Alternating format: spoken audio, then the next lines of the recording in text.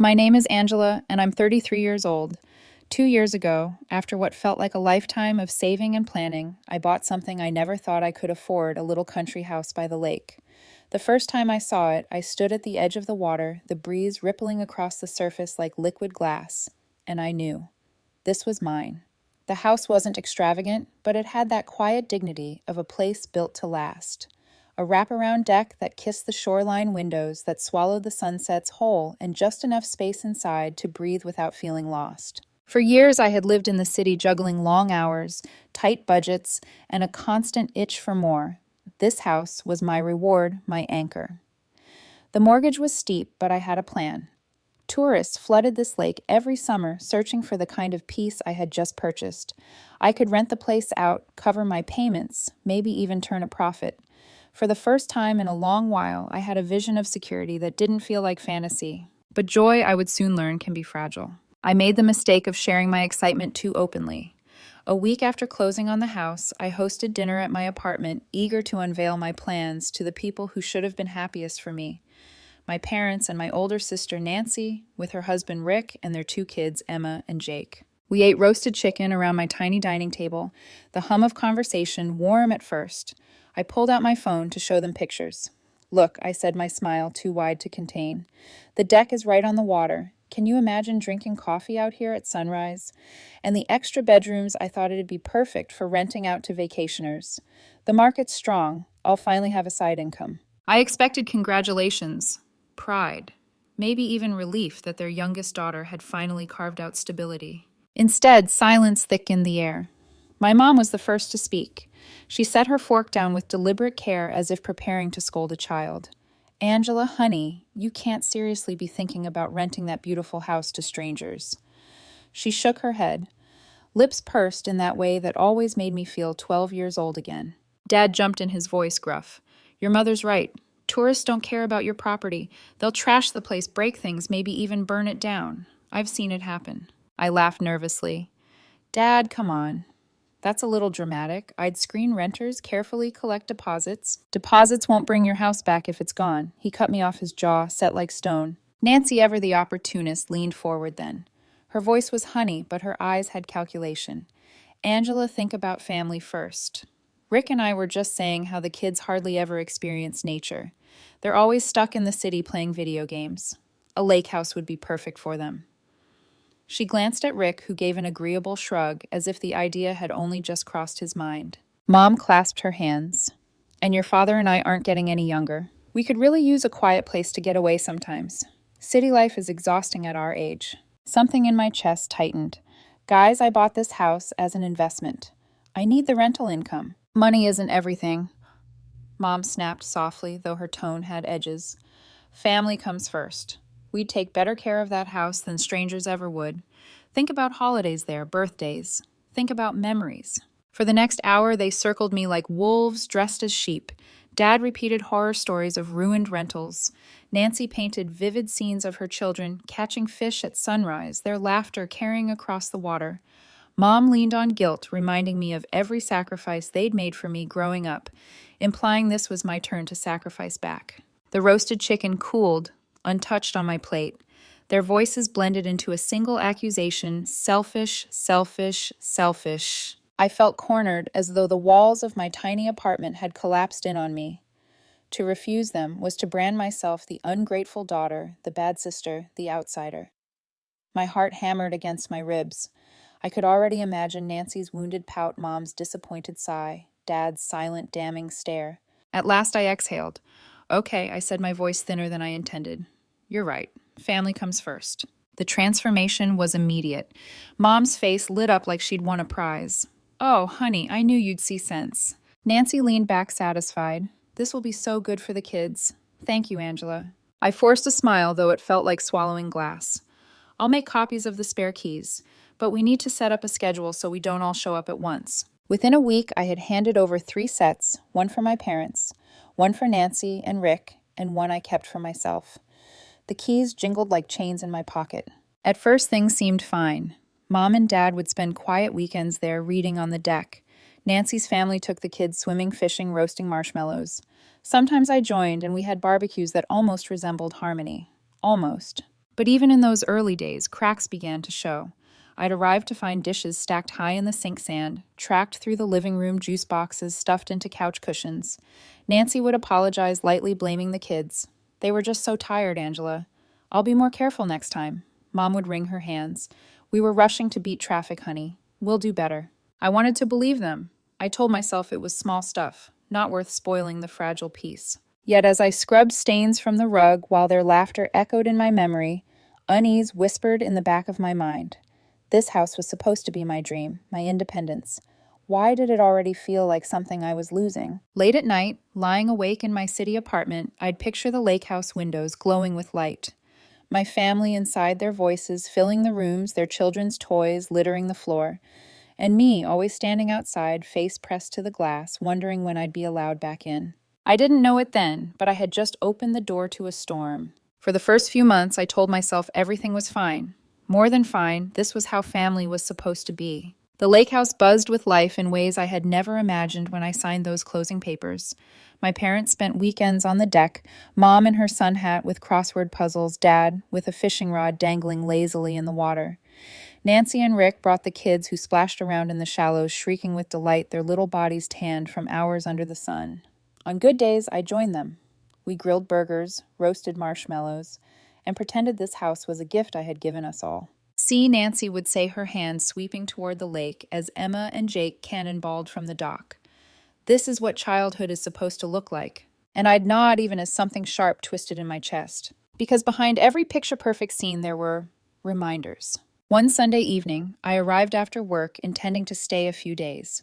The moment I walked inside, the smell hit me. Stale soda sunscreen and something sour. A trail of wet towels lined the hallway. In the kitchen, plates were stacked in the sink, congealed ketchup sliding down the edges. Someone had left half-eaten hot dogs on the counter flies, already circling. I froze groceries still in my arms. This is fine, I told myself. They probably just forgot. I can clean it. So I set my bags down and rolled up my sleeves. An hour later, my back ached. My fingers pruned from scrubbing, but the house looked like mine again. Almost. The scent lingered, no matter how many candles I lit. When Nancy called the next morning, I brought it up gently. Hey, when you guys left, it was a little messy. I had to spend some time cleaning before I could settle in. She gasped, her tone dripping with apology. Oh my God, Angela, I'm so sorry. The kids were exhausted after swimming, and I must have overlooked it. I'll be more careful next time, I promise. Her words were smooth, but I pictured her rolling her eyes, already moving on. Another time, I walked into the living room to find sand scattered across the rug like confetti, the kind that crunches underfoot no matter how many times you vacuum.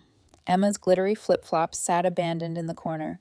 Sorry, Aunt Angela, Emma had chirped when I mentioned it, her smile so bright I swallowed my frustration. She was 8. What could I say? Then there were the snack wrappers I kept finding tucked into the couch cushions, tiny neon flags of carelessness. Mom's apologies were different. They came with shame. Your father and I were rushing to beat the traffic. We completely forgot about the dishes. Please forgive us, sweetheart. We'll do better. Her voice trembled, and guilt pricked me like needles. How could I scold my aging parents for leaving a little mess? So I said what they needed to hear. It's okay. Don't worry about it. And I meant it, or at least I wanted to. But in the quiet of the evenings, when I sat on the deck sipping wine alone, doubts crept in. This was supposed to be my investment, my nest egg. But with every mess, every oversight, I felt ownership slipping from my hands. My family was comfortable here. Too comfortable. One night, after Nancy and Rick had taken the kids home, I lingered by the kitchen window.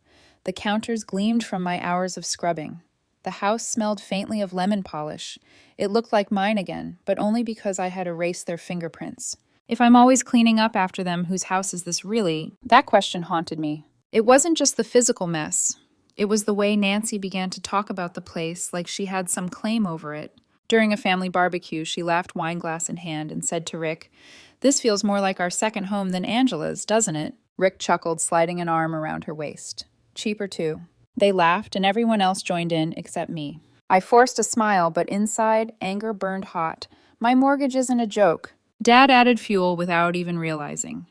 You've given this family a real gift, Angela. We'll cherish it always. I nodded stiffly, but his words felt off. A gift I hadn't given it to them. It was mine. Yet somehow they were rewriting the story already.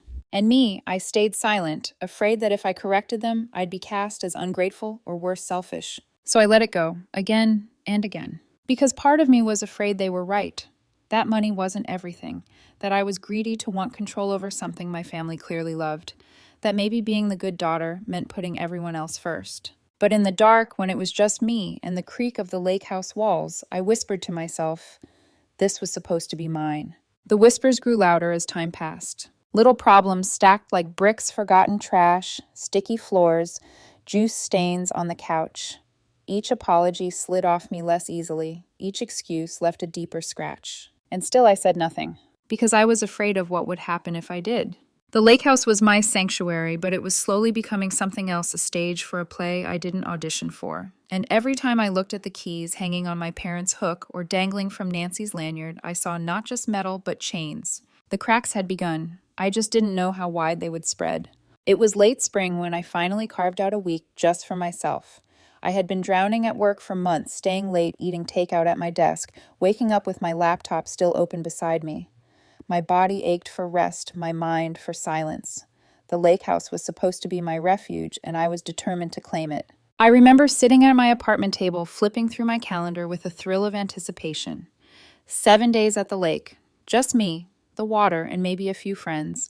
No deadlines, no alarms, no buzzing phones. I dialed my parents out of courtesy, not permission. "Hey, Mom," I said brightly. "Just letting you know I'll be at the lake house this weekend through next Sunday.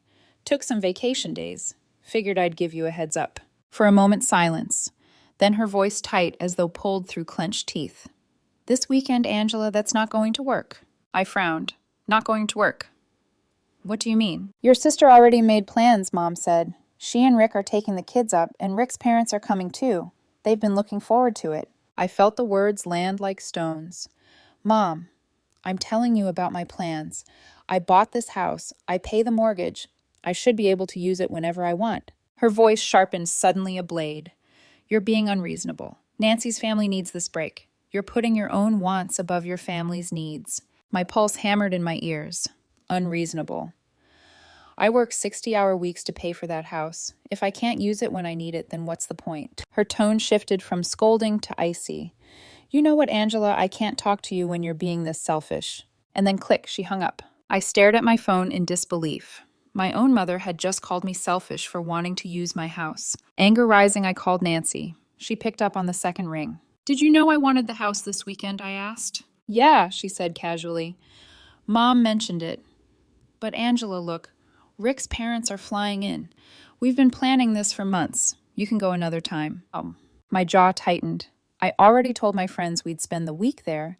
I've arranged my vacation around this. Nancy sighed, as though I were a child throwing a tantrum. "God, Angela, you're being so difficult. We're family. Family should come first." I almost laughed at the audacity. Family does come first, which is why I've let you all use my house for free instead of renting it. But that doesn't mean I can never use it myself. There was a pause. Then her voice cooled, sharp as glass. "Fine, but don't expect us to be happy about it." She hung up before I could respond. I sat there, phone still pressed to my ear, staring into nothing. My chest was tight, my throat hot. How had things twisted this far? I wasn't asking for anything unreasonable, just time in my own home. And yet they spoke as if I was trespassing on their property. For a moment, I almost caved, almost texted Nancy to say, "Fine, you take it." That was the pattern, wasn't it? Keep the peace. Swallow my needs. Let guilt steer the wheel. But something in me hardened. No, not this time. So I called my friends Sarah and Mike and confirmed our plans. That weekend, we loaded our bags into the car and drove to the lake house. The moment I opened the door and smelled the faint mix of cedar and lake air, a weight lifted. We grilled steaks on the deck, laughter echoing across the water. We took the kayaks out, paddled until our arms burned, then drifted on the glassy surface staring at clouds. At night we lit lanterns and sat by the fire pit, the flames painting our faces in gold. It was everything I had needed and more. For 7 days I felt like myself again. But when Sunday came and I packed my bags, a chill returned, because I knew what awaited me. And I was right. The silence began almost immediately. My parents' calls turned short, perfunctory. Nancy didn't call at all. Family dinners became strained, polite conversations skimming the surface, while an invisible current dragged us deeper into distance. I would bring a bottle of wine to my parents' house trying to bridge the gap. Mom would thank me, her smile brittle her eyes elsewhere. Dad would nod, but say little. Nancy, when she did appear, avoided me, her laugh louder than usual when I wasn't included. It was like being ghosted by my own blood. Weeks turned into months. They still used the lake house, of course they did, but they barely acknowledged me. The place I had bought, the place I had dreamed of, was now a symbol of division. One evening, after another tense dinner where no one met my eyes, I drove home in the rain. Windshield wipers thumped steady as a heartbeat, and for the first time I let myself wonder, do they actually believe the house is theirs? Have I, by giving them those keys, handed over more than I realized? The thought lodged in me like a splinter. I wanted to believe this was just a rough patch, that we'd smooth things over eventually. But deep down, something told me the cracks weren't closing. They were widening, and soon the whole foundation would give way. Mother's Day was approaching, and I told myself this was my chance to patch things up. Maybe all we needed was a holiday to remind us of what mattered. A shared meal, a thoughtful gift, a fresh start. 2 days before Sunday, I called my mom. "Hi, Mom," I said, forcing cheer. "I wanted to let you know I'll come by Sunday to bring you your gift." Her sigh was soft but heavy. "Oh, honey, that's sweet, but you don't need to come. Your father and I are both feeling under the weather. Terrible headaches, awful blood pressure, and your dad caught a dreadful cold. We've had to cancel the family dinner." Concern tugged at me. "I'm sorry to hear that." "Do you need me to bring medicine soup?" "No, no," she said quickly. "We just need rest. Really. Angela, don't trouble yourself. I don't want you catching whatever your father has. Just send the gift maybe with a courier." Her tone left no room for argument. So I agreed, swallowing my disappointment. I ordered a flower arrangement, white lilies her favorite, and a card delivered to their door. I sat alone on Mother's Day, telling myself it didn't matter. We'd celebrate later once they felt better. But 2 days after scrolling through Facebook, my heart stuttered. There they were, photos posted by my aunt, my parents, Nancy, Rick, the kids all smiling in the golden glow of my lake house. Mom cradled the bouquet I had sent, framed by a table laden with food. Behind her, the familiar deck stretched over the water, my deck, my house. I zoomed in, my stomach flipping. There was Dad laughing as Jake blew out candles on a cake, Nancy raising a glass, Emma tugging at Rick's sleeve. My parents looked healthy, vibrant, no sign of the headaches, no coughs, no illness. Underneath Nancy's comment, so grateful to celebrate Mother's Day with the people I love most in the world. The words blurred as tears filled my eyes. The people I love most in the world. But not me. Never me. My chest tightened until breathing hurt. They hadn't just lied. They had deliberately cut me out, celebrated in my house, using my things while I sat alone in my apartment. My hands shook as I dialed my parents. Mom answered. "What the hell is this?" My voice trembled with fury. "Why did you celebrate Mother's Day without me at my house?" A pause. Then, Mom's voice turned defensive, sugary. "Oh, honey, we thought you'd be too busy. You've never liked noisy gatherings. We didn't want to bother you." "Don't lie to me." My voice cracked. "You told me you were sick." "Angela, no, you could have invited me. I would have been there." Before she could reply, another voice cut in. "Nancy, look, Angela, let's be honest. None of us wanted you there. You always act like a wet blanket, always controlling everyone in your house. You never let the kids run around or touch anything. We had a much better time without you." Her words sliced through me. "So you admit it. You excluded me. You think my house is your playground, and I'm just... what? The stranger who pays the bills? Who..." Nancy's laugh was cold. "You're overreacting as usual. It was one party. Don't make it bigger than it is." And then click. She hung up. I stood in my living room, phone still in my hand, my heart pounding so hard it rattled my ribs. The silence pressed down like a weight. Something snapped inside me. I grabbed my keys, shoved my phone into my pocket, and stormed to my car. The drive to the lake house blurred rain streaking across the windshield headlights, cutting through the gloom. My grip on the steering wheel was so tight my knuckles blanched white. Every mile, anger boiled hotter. My mind replayed Nancy's voice, Mom's excuses, the photographs. Their laughter rang in my ears like mockery. They had lied to me, excluded me, and worse, they had desecrated the only thing that truly belonged to me. By the time I turned down the gravel road leading to the house, my pulse was a drumbeat in my skull. The lake shimmered under a bruised evening sky. From the outside, the house looked untouched, even serene, its white siding glowing faintly in the twilight. For a second, I almost hoped I was wrong, that maybe they had cleaned, respected the space, left it as they found it. But deep down, I knew better. I parked, killed the engine, and sat in silence. The air smelled of damp earth and pine. I could hear the faint lapping of the lake against the dock. My fingers trembled as I slid the key into the lock. The door opened with a creak. At first glance, the living room seemed fine. Cushions, plumped blankets folded. Too perfect, almost staged. But something felt off. Then my eyes landed on the couches, covered oddly with heavy wool blankets. In May, my stomach sank. I stepped closer, heart thudding, and pulled one back. The sight made me gasp. Grease stains bloomed across the cream upholstery, dark smears embedded into the fabric. Long gashes carved into the arms, as if someone had taken a knife or scissors and hacked through. "No," I whispered, pulling back another blanket. The matching chair was just as ruined. I stumbled backward, bile rising in my throat. The silence of the house pressed in, suffocating. This wasn't mess. This wasn't carelessness. This was destruction. I yanked open the curtains. Harsh daylight spilled across the room, illuminating stains on the rug. Sticky smudges on the walls, crumbs ground into the floorboards. It was chaos hidden beneath a thin layer of lies. My knees wobbled. I pressed a hand to my chest, trying to catch my breath. I knew with sudden clarity that whatever love had held my family together was gone. In its place was entitlement, resentment, and something darker.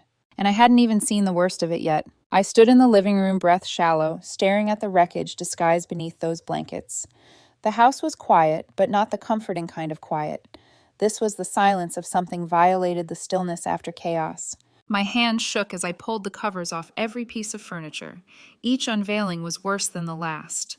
The love seat stained with what looked like orange soda and dark grease spots. The ottoman, its fabric slashed in neat, almost deliberate lines. My once cream Persian rug, gone from the floor. I found it rolled up behind the TV stand. When I unfurled it, my stomach lurched. Crimson splashes bled across the intricate burgundy and ivory pattern. Red wine. Ketchup both. It didn't matter. The rug, once my grandfather's pride, was ruined beyond saving. I pressed a hand to my mouth, stifling a sob. But I couldn't stop. I had to know the truth, however ugly. I moved to the kitchen. At first glance, it looked tidy, someone had tried, but closer inspection revealed the truth. Sticky streaks of orange and brown running down the cabinet's cupboard handles, tacky with grime. A section of the granite countertop was covered in newspapers. I lifted them, heart-hammering. A charred circle stared back at me. A pan blistering hot had been set directly onto the stone, my pristine countertop blackened forever. My knees weakened. I gripped the counter for balance, feeling the sticky residue cling to my fingers. "This can't be real," I whispered. But it was. I forced myself upstairs. Each step creaked beneath me, echoing like accusations. At the top of the stairs, the bedroom door stood ajar. I pushed it open, praying for mercy. There was none. My great-grandfather's cherrywood writing desk, the one he had built with his own hands, lay broken. One leg snapped the top, split down the middle. Papers were scattered, some doodled on with childish scrawls in crayon. Pens lay cracked ink smeared across the carpet. I staggered back, clutching the doorframe. My throat ached with unshed screams. I stumbled into the guest room. There, the antique mirror that had hung over the dresser for decades lay shattered, jagged shards glinting on the floor. Someone had attempted to sweep them into a pile, but missed enough to make the room dangerous. The dresser itself bore scratches, sticky handprints smeared across the drawers. The smell hit me, then sour, musty, tinged with something burnt. The house reeked of chaos and carelessness, a carnival of destruction disguised as a family gathering. This wasn't just kids playing too rough. This was deliberate neglect, encouraged recklessness, a holiday of ruin. I sank down on the edge of the bed, my legs barely holding me. My reflection stared back at me in a shard of broken glass, fractured, jagged, unrecognizable. Hot tears spilled down my cheeks. This house had been my dream, my sanctuary, the symbol of years of sacrifice. And now it looked like a battlefield. When the sobs subsided enough for me to think I did the only thing I could, I pulled out my phone and began taking pictures. My hands trembled so badly that some came out blurry, but I kept snapping every stain, every gash, every shattered piece of glass. The camera shutter clicked like a metronome of grief. When I was done, I sat in the corner of the ruined living room phone, heavy in my palm. The silence pressed against me, suffocating. I thought about my mother's soft lies, Nancy's cold dismissal, my father's complicit silence. They knew. They had to know. And they let it happen anyway. The next morning, still running on fumes of adrenaline and fury, I called a cleaning service and a furniture repair company. By afternoon, 2 teams stood in my house surveying the wreckage. The cleaner, Janet, a stout woman with graying hair, clicked her tongue as she lifted a stained cushion. "Honey, I've been doing this 20 years and I've never seen anything like this. These stains, they're permanent. That rug." She shook her head. "Total loss." The furniture man, Tom, bent over the broken desk, whistling low. "This isn't repairable. The wood's split clean through. Even a restoration won't bring it back to what it was. Upholstery all shot. You'd need full reupholstering at least. And even then." He trailed off, shaking his head. "Just give me a number," I croaked. They exchanged glances, pity in their eyes. Finally, Tom said it. "For cleaning, repairs, and replacements, you're looking at around $15,000. The words punched the air from my lungs. 15,000. My throat closed, tears threatening again. When they left, I sat in my car outside the house and sobbed into the steering wheel. Not just for the money, though. God knew I didn't have 15,000 lying around. But for what the number represented. $15,000 was the cost of trusting my family. 15,000 was the price of being their doormat. I wiped my tears, stared out at the lake, and felt something shift inside me. They had taken my kindness, my silence, and used it to destroy me. But I wasn't going to let them get away with it. Not this time. The moment Tom and Janet left with their grim estimates, something inside me hardened. I wasn't just angry anymore, I was done. For years, I had bent over backward to be the good daughter, the flexible sister, the one who gave and gave until there was nothing left of me. But staring at those pictures on my phone, the shredded furniture, the wine-stained rug, my great-grandfather's desk split down the middle, I realized the truth. My family didn't see me as a daughter or a sister. They saw me as a bank account with legs, a key holder, who should always put their joy before my dignity. No more. That night, I uploaded all the photos into our family group chat. I didn't add a caption. I wanted the images to speak for themselves, the ruined upholstery, the smashed mirror, the stained rug. One after another, the pictures appeared like an indictment. Minutes later, my phone rang. "Mom, you owe me $15,000, I said before she could even start. There was a beat of silence. Then she exploded. "How dare you talk to me like this? We don't owe you a dime." "It was a family vacation, Angela. The children played a little too rough. You cannot demand money from your own parents." My grip tightened on the phone. "They destroyed antiques that have been in this family for generations. Do you even hear yourself?" "Don't exaggerate. You're being dramatic," she snapped. "And cruel. No decent daughter would put a price tag on her family's love." And then she hung up. Minutes later, Nancy called. Her tone was icy controlled. "Neither I nor Mom and Dad are paying for repairs. It's your house, your responsibility." "My responsibility," I hissed. "Your kids destroyed my desk, my rug, my furniture." "Kids will be kids," she cut me off smoothly. "It was just a party. Stop making it a federal case." Then she hung up too. I sat there, phone buzzing with their dismissals, and for the first time in my life, I didn't cry. I laughed. A short, bitter laugh that scraped my throat raw, because I finally saw them clearly. If they wanted war, I would give them war. The first strike was financial. For years, I'd been sending my parents $400 a month to help with their mortgage. Quiet, unacknowledged charity. I canceled the transfer with a few taps in my banking app. Then I took a screenshot and sent it to Mom with a single message. "Since you won't pay for the damage, I'll use this money to cover repairs instead." My phone lit up instantly. Mom's voice shrieked through the speaker. "Angela, how could you do this to us? These things have nothing to do with each other. You're punishing us, and it's not fair." "Actually, Mom, they have everything to do with each other," I said coldly. "You destroyed my property and refused to pay, so I'll cover it myself. And from this moment forward, the charity is over, and so is your access." "You can't treat us like this," she wailed. "We could lose our home. We raised you. We sacrificed." "You destroyed my sacrifice," I cut in. "Don't ever forget that." I hung up and turned my phone to silent. By the next morning, my decision was ironclad. I called a locksmith and had every lock in the lakehouse changed. I hired a security company to install cameras inside, outside, every angle covered. I wanted no surprises. When the work was finished, I printed a sign in bold black letters, "House closed to strangers." Charity is over. I slid it into a clear sleeve to protect from rain and taped it to the front door. My message to them. My declaration of independence. Days passed quietly. Repairs began, the house slowly pieced back together. For the first time in months, I felt lighter. Then one evening, curiosity gnawed at me. I opened the app linked to my new security system and scrolled through the footage. And there she was. Nancy's SUV pulling into the driveway, kids in the back, Rick lugging coolers. They approached the door, laughing carefree as if nothing had changed. Then Nancy froze. She read my sign eyes narrowing. Her lips moved. I couldn't hear her, but I didn't need to. She yanked the paper down, crumpling it in her fist. Tried her key. Jiggle twist again. Nothing.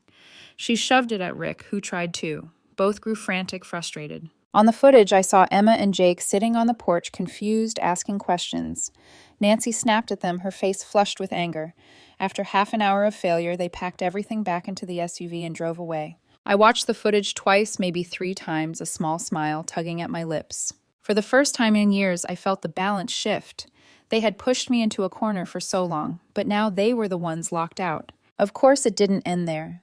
The calls started. First from Nancy, furious voicemails dripping with entitlement. Then from my Aunt Linda Angela, "You can't do this to your family. We're used to spending summers there. Think of the children." I hung up, blocked her. Then my Uncle Bob called, "Give your parents their keys back. Family is family. Don't be selfish." Blocked. Even my cousin Sarah tried. "We've been planning our reunion there for months. You're being completely unreasonable." One by one, I silenced them all. It was staggering how many people felt entitled to what was mine, simply because of bloodlines. But I didn't bend, not this time. As I sat on my deck one night, the repaired furniture gleaming inside the cameras humming softly, I felt a new kind of peace. The lake whispered against the dock. Fireflies blinked in the trees. For once, no laughter, no mess, no guilt weighing on me. The war wasn't over, I knew that. But for the first time, I was fighting back. And I was winning. The calls didn't stop. If anything, they multiplied. Every week, another number I didn't recognize would light up my phone, only to reveal some relative ready to scold me. "Angela, you can't do this to your family. You're tearing us apart. Think of the children. Think of tradition." Each voice carried the same message: my house wasn't mine. It belonged to the collective, to the bloodline, to anyone but me. And each time I pressed block. It was astonishing, really, how many of them had used the lake house without asking how many had quietly benefited from my silence. Cousins I hadn't spoken to in years suddenly felt entitled to lecture me. Uncles, aunts, even distant relatives, all claiming family loyalty as a weapon. But for the first time, I didn't flinch. Instead, I poured myself into repairing what they had broken. The cleaners scrubbed, polished, salvaged what they could. New furniture arrived to replace the old. The countertop was patched, though the burn mark would never fully disappear. I sold what was ruined, mourned what was irreplaceable, and rebuilt. By midsummer, the house gleamed again. It wasn't the same, it never could be, but it was whole. And then I made a choice. I contacted a property management company that specialized in vacation rentals. They handled everything: marketing, bookings, cleaning, maintenance. I signed the paperwork with a sense of triumph. The house was booked solid all summer. Renters came and went, respectful, vetted, monitored. The income flowed in, steady and reliable the way I had always planned. When there weren't guests, I went myself, alone or with friends. I'd sit on the deck with a glass of wine, the sunset spilling fire across the lake. I'd listen to the water lap against the dock, the cicadas hum in the trees. And for the first time since buying it, I felt true peace in the house. No messes waiting for me. No sticky fingerprints.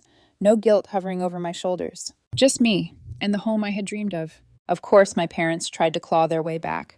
They called from numbers I didn't recognize, their voices thick with faux remorse. "Angela, sweetheart, can't we just reconcile? We miss you." But every time the same thing happened. They begged for forgiveness without offering any of their own. They never admitted the lies, the exclusion, the destruction.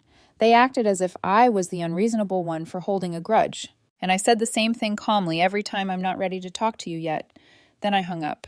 Nancy never called directly, but word filtered through the grapevine she and Rick struggled to find affordable vacation spots for the kids. The lake house had spoiled them.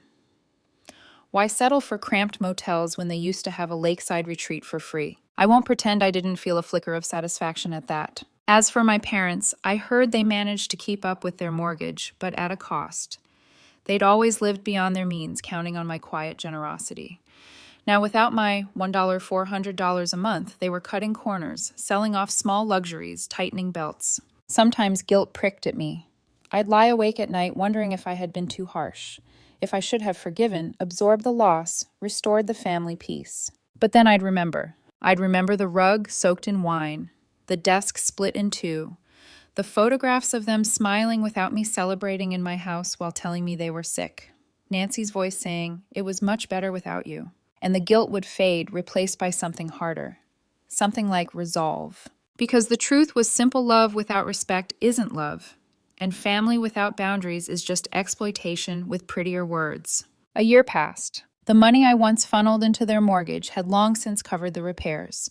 The rental income now filled my savings. And the house finally felt like mine again. One evening, I sat on the deck watching the sun sink into the lake. The air was cool, the water catching the last fire of the day. I breathed deep the scent of pine and fresh earth filling my lungs. The house stood behind me, windows glowing with warm light whole again. For so long it had felt like a battleground. But now, it was my sanctuary once more. I thought of my family scattered in their own corners, still angry, still bitter. I thought of their calls, their guilt trips, their endless demands. And for the first time, I didn't feel the need to answer. Because I finally understood cutting them off hadn't destroyed me. It had saved me. I lifted my glass of wine to the fading sky, a quiet toast to myself. "This house is mine again," I whispered. "And so am I."